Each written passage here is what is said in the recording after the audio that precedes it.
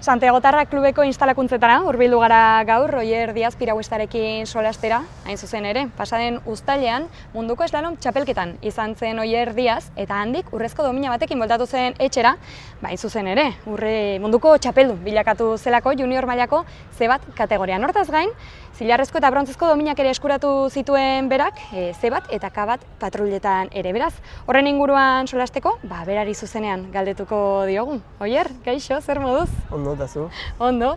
Ona hurbildu gara, zurekin egotera, erran dugun bezala, aipatu dugu munduko txapelketan izan zinela, eta ez hori bakarrik, munduko txapeldun ere bilakatu zinela bertan, junior mailako C1 kategorian. Nola sentitzen zara horren inguruan, lehenik eta behin? Zorionak, noski, egindakoagatik. Eta nola, pentsatze dut, pozi izugarria izanen duzula, ez, barnean? Bai, oso pozik nago. Egia esan da, hitzak ez ditut deskribitzeko hau. Baina, urte gogorra izan da, entrenatu dugu asko eta, ikusi da orain txapelketan. Erran bezala, lan hau nintzen fruitua da, ez? Domina hau eskuratzea eta munduko txapeldun bilakatzea, ez? Entrenatu ere gogorra egiten duzuelako. Etxetik joan nintzen duela bi urteia, eta, ez da erraza. Etxetik kanpo bizitza, baina, orain ikusten da pena balio duela. Gainera zu gaztea zara, 17 urte dituzu, ez? 18 duela 10 egun. Egun, 18, ja. 16 urtekin joan zinen etxetik, eta beraz, horrek ere gogortasuna ematen dio, ez? Guzti honi. Baina pentsa lagunekin joan nintzela, ez nintzen bakarrik joan, eta lekua badakien nola zen, orduan, ez da hainbeste gogorra izan, baina bai. Eta, gustuko zerbait egiteko ere joan zinen, ez? Aipatu dugu munduko txapelketan izan zinela, zer moduzko esperientzia da munduko txapelketa batean egotea? Esperientzia bikaina da. Ja, hau 3. zen, ez da lehenengoa, eta, jendea badakizu nola den, eta dena, baina, oso polita da. Esperientzia oso polita da, lekuak oso politak, bideatzen duzu asko, eta oso ondo. Munduko onenen artean lehiatzen zara, munduko onenen artean zaude sartuta, gainera munduko onena, ez, bilakatu zara uda honetan. Horrek ere ez dakit presioa ematen duen, edo nola bizitzen dituzun hor lehiaketan zauden momentu horiek? Jende gehiena presioa dauka, baina ni azkenean gustatzen didana egiten dut, orduan ez daukat presioa izaten, baina ez da erreza ere konpetitzea, zeren nervio asko dira, eta azkenean denboraldi bat da, 9 hilabete egon zara entrenatzen, eta ez bada atera, pena handia da. Baina, Munduko txapelketara ailegatzeko, zer egin behar da? Sailkapen batzuen arabera egiten da, edo nola sartu zinen zu munduko txapelketan lehiatzera? Normalean urtero egiten da martxoan, eta apirilean 2 lasterketa, selektibo nazionalak dira. Eta, Espainiako lehenengo, bigarren eta 3. joaten dira, mundial eta europeora. Ederki, horrela salkatu zinen berazu ara joateko. Eta han, ez soilik banaka, ez, aipatu dugu, banaka lortu zenuela urrezko domina hori, baina taldeka ere lehiatzen zarete eta horrere parte hartu zenun, eta gainera ongi, ez, txapeldun orde eta brontzezko domina ere lortu zenituen. Horiek gainera lehenagotik, ez, lehendabiziko egunetan lehiatzen. Asteazkenean da. Eta, ez dugu entrenatzen taldeka, zeren, ez da olimpiko, eta baina lagunekin egiten duzu, eta hori da polita, ez? Beste lagunekin logroak konpartitzea. Postasuna, erran bezala, ez? Konpartitua da, beraz, polita.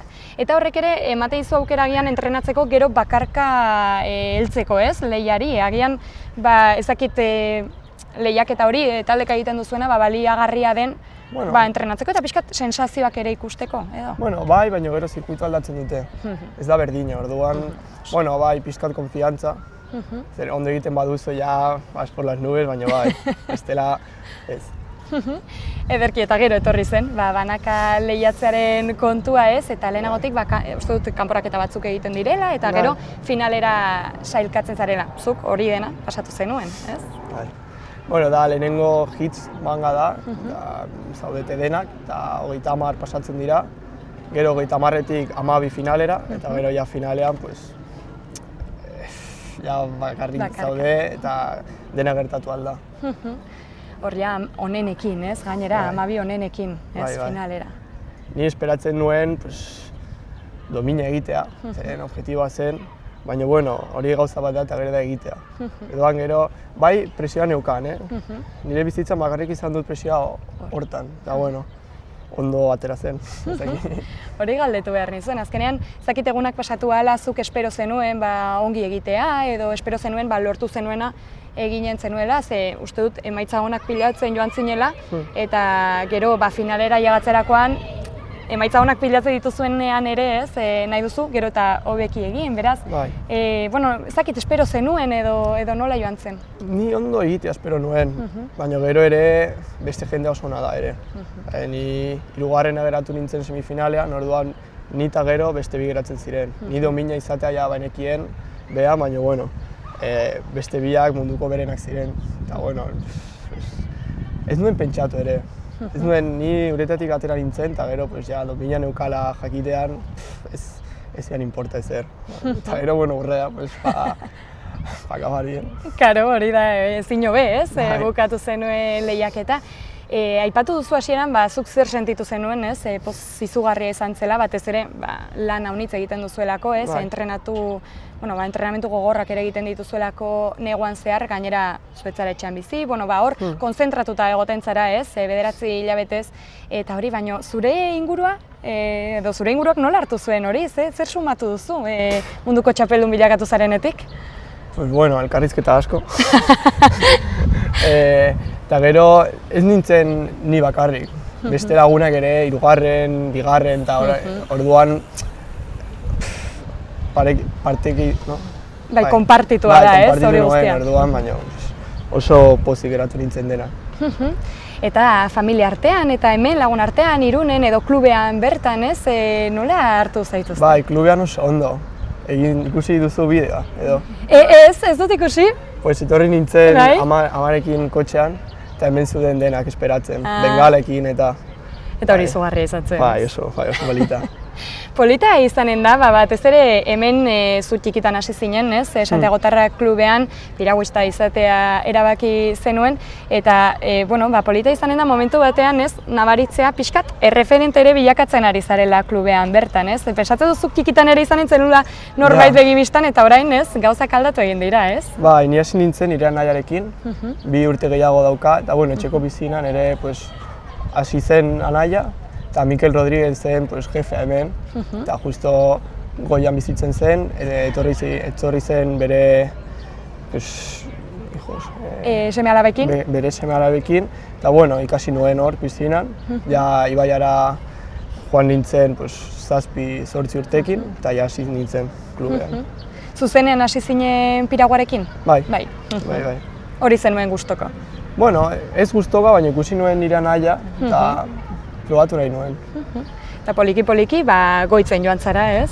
Munduko txapelketara joan arte hori ere berezia izanen da, ez? Ikustea urte gutxitan, azkenean 10 urte pasatu dira, baina ez dira, ez? Kirolari bilbide batean, ez? Azkenean behar duzu teknik hartu eta behar duzu, ez? Haunitz entrenatu, noski? Bai, baina oso azkar pasatu dira 10 urte, ez? Bai. Bideak egiten ginuen, klubarekin oso txikian sortera, dago Katalunian, eta joaten dira ja 12 urtekin eta ja 8 urtekin eraman ninduten. Orduan oso azkar ikasi nuen, baina ez nuen espero onera etortzea. Ailegatzea. Bai. Hala ere, hartu zenuen, kanpora bizitzera joatea erabaki zenuenean hor ere apostu bat egin pentsatzen dutzuk eta klubak ere, ez? Pixkat, zure kirolari ibilbidea edo, ez, profesionaltasunara bide hori hartzeko, ez, momentu erabakigarria da, ez, hori? Bai, ni ja klaro neukan joan nahi nuela, Hemen daude zentroak, Espainian, dago Oriokoa hemen, gero Laseukoa dago hortan, eta jendea ja daude referente gehiago, jendea pixkat hobeto da, kondizioak ere hobeto dira, orduan joan nintzen.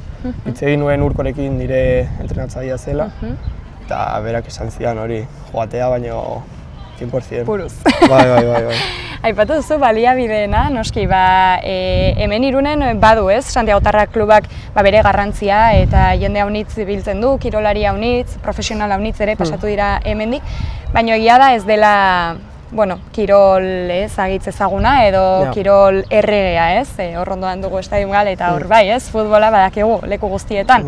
Eta beraz, baliabideak ere pentsatzen dut ez direla berdinak, ez, piraguista batentzat. Ez, han da pelutxo bat, 10.000 pertsona uste dut, eta oso gertu dago dena, instalazioak dira olimpiada bateko egin ziren, orduan entrenatzera joatea oso gogorra da, baina instalazio haiekin edo oso errezagoa da. Noski. Eta, aipatu dugu ez, munduko txapelketa izan duzula, baina ez zara horrekin gelditu edo horrez da amaitu guztia ez, segitu duzu eta txapelketaetan parte hartzen segitu duzu. Zein izan zen edo zein izanen da hurrengo erronka? Orain senior nibelean da, munduko kopa Ljubljanan, Eslovenian da, 2 asteetan, gero hilabete bat joango naiz Australiara, mundialera. Ados, beraz, erronka handiak dira, bidai luzeak ere. Horrek ere izanen du, ez, eragina, bazkenean bertze eremu batzuk ezagutzen dituzu, bertze eremu batzuetan ez lehiatu behartzara, bagian lehenagotik ezagutzen etzen ditunak, eta hortara ere egokitu beharko da, ez, moldatu beharko zara. Ez. Erraz egite duzu? Ez, ni bidaiatzea asko gustatzen zait, orduan ez da erronka bat, ez. Hori gustora hartzen da, Bai, oso gustora joaten naiz. Ederki, eta zer espero duzu hor, ez dakit, agian munduko txapeldun bilakatuta edo ez dakit presio gehiago jartzen duzun zuk zure buruarengan edo ez? Kontrario, ni ja egin behar nuena egin dut. Orduan ja espektatibaren gabe joaten naiz, zer gertatzen den, además senior nivelean da, absoluto, orduan nire lehen urtea da, ez dut presioren disfrutatzera, ez batez ere. Ondo egitea, ondo egitea espero dut, baina bueno. Pentsatzen dut ondokoek ere begituko zaituztela agian gehiago, ez? Jakin da urrezko domina eskuratu duzula. Ni beti pentsatzen dut, ondokoan daukala, oso ona da edo, baina besteak ere berdina pentsatuko duke.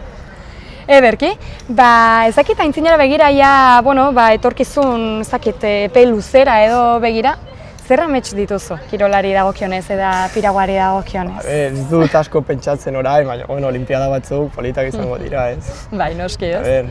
Peleatuko da, baina oso gogorra da oraindik, oso zaila da, zeren dago Espainian referente bat dago, zera munduko berena edo eta oso zaila da, baina ikusiko dugu hurrengo urteetan. Hori zuen kirolan izanen da ez, baina gorenera ailegatzea ere ez, olimpiariokoetan parte hartzea. Bai, ez dago gehiago. Hori da, altuena da. Ederki, Oier, mila esker gurekin izateagatik, ez dakit bertzerik eduguna aipatzeko edo bertzerik erran nahi duzun, esperientziaren inguruan edo... Ez, ni ondo geratu naiz eta eskerrik asko deitzeagatik. Ederki, eskerrik asko zuri ere tartetxo bat irekitzeagatik guri eta hau dena kontatzeagatik eta noski, zorte hon, hemendik aintzinera adi egonen gara. Eskerrik asko.